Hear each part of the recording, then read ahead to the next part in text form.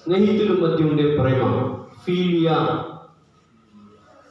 చెప్పాలి, ఫీలియా. నేను ఫీల్ అవుతున్నాను అంటారు చూసారా, ఫీలియో లేక ఫీలియా. అలానే కుటుంబంలో తల్లిదండ్రులు ఆ ఫోన్ దయచేసి బంద్ చేయండి, లేకపోతే నేను తీసేసుకుంటాను మీ ఇష్టం. హల్లెలూయా. కుటుంబీకులు తల్లిదండ్రులు పిల్లల మధ్య ఉండే ప్రేమని స్టోర్గే ఏంటది, స్టోర్గే అంట. ఒక తల్లి పిల్లడు ముందు కడుగుతుంది, పిల్లలు ముందు కడుగుతుంది. ఏంటంటే వాటి మధ్య ఉన్న ప్రేమ అంటే మీకు అర్థం అవడం కోసం డైరెక్ట్ చెప్తాను, ఇదే తింటాడు చెప్తున్నాను అనుకోకండి. ఈ ప్రేమ అనేటువంటి ఈ మూడింటి కంటే కూడా మిన్నైంది అగాపే. ఈ ప్రేమ అగాపే. మొట్టమొదటిది ఏంటది, ఎరోస్. హల్లెలూయా. రెండోది ఫీలియా, మూడోది స్టోర్గే. ఎరోస్ ఎవరి మధ్యలో ఉంటుంది, భార్య భర్తలు లేక ప్రేమికుడు, ప్రేయసి ప్రియుడు వారి మధ్యలో ఉండేది. ఇది లైంగికమైన ప్రేమ. హల్లెలూయా. రెండవది స్నేహితుల మధ్య ఉండే ప్రేమ. ఇవన్నీ వివరించి చెప్పడానికి సమయం కాదు, చెప్తున్నాను. ప్రేమ అనే మాట అమ్మగారు చెప్పారు కాబట్టి చెప్తాను. అగాపే ప్రేమ దేవుడు మనుషులు ఎడల చూపించిన ప్రేమ. ఈ అగాపే అనే అర్థం ఏంటంటే దేవుని బిడ్డలారా నిస్వార్థమైన ప్రేమ. ఏ ప్రేమ? స్వార్థము లేని ప్రేమ. రెండోది షరతులు లేని ప్రేమ.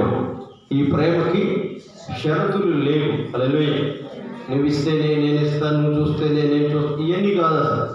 యేసయ్య మన పట్ల చూపించిన ప్రేమకి ఏ షరతు లేదు. ఆమె మనం ఇంకనూ పాపులమై ఉండగానే ఆయన మనల్ని చెప్పాలి ప్రేమించాడు. హల్లెలూయా.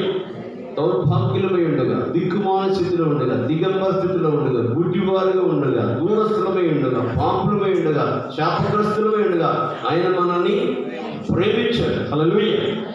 ఈ ప్రేమను ఏమంటామంటే అగాపే. ఏమంటాం?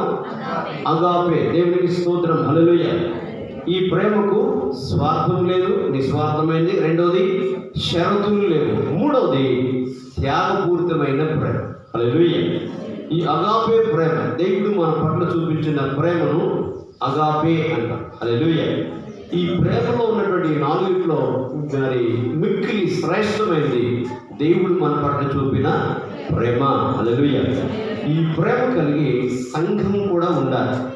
దేవుడు మన పట్ల చూపిన ప్రేమ ఒకరినొకరు మనం కూడా కలిగి ఉండాలి. హల్లెలూయా. నేను వస్తాను, నువ్వు వస్తావు, నువ్వు రాకపోతే నేను రాను. ఆ వాళ్ళకి ప్రార్థన మా ఇంట్లో ప్రార్థన పెడితే నేను రాను, ఎందుకు రావాలి? ఇది కాదు. హల్లెలూయా. అగాపే ప్రేమ. మనం ఆయన ప్రేమించకపోయినా ఆయనే మనల్ని ప్రేమించాడు. ఆమేన్. కాబట్టి దేవుడు అలాంటి ప్రేమ కలిగి ఉండాలి అని పరిశుద్ధ గ్రంథమైన బైబిల్ సెలవిస్తూ ఉంది. ఈ ప్రేమను ప్రభు మన పట్ల చూపించారు. మనం కూడా ఒకరిని ఒకరు కలిగి ఉండాలి, చూపుకోవాలి ఈ ప్రేమని. దైవలేఖనాన్ని బట్టి అమ్మగారు చెప్పిన మాటని ప్రేమ అనే పదం నా చెవిని పడింది. అందుకే ఈ మాట చెప్పి నా మాటలు ముగిస్తుంది. దేవుడి మాటలు దీవించను కాక ప్రార్థన చేస్తుంది. ప్రార్థన చేయాలి. ఇంకా ఈ మాటలు ఇంకా కొనసాగిస్తారు, అమ్మగారు కొనసాగిస్తారు, నేను కూడా కొనసాగిస్తారు.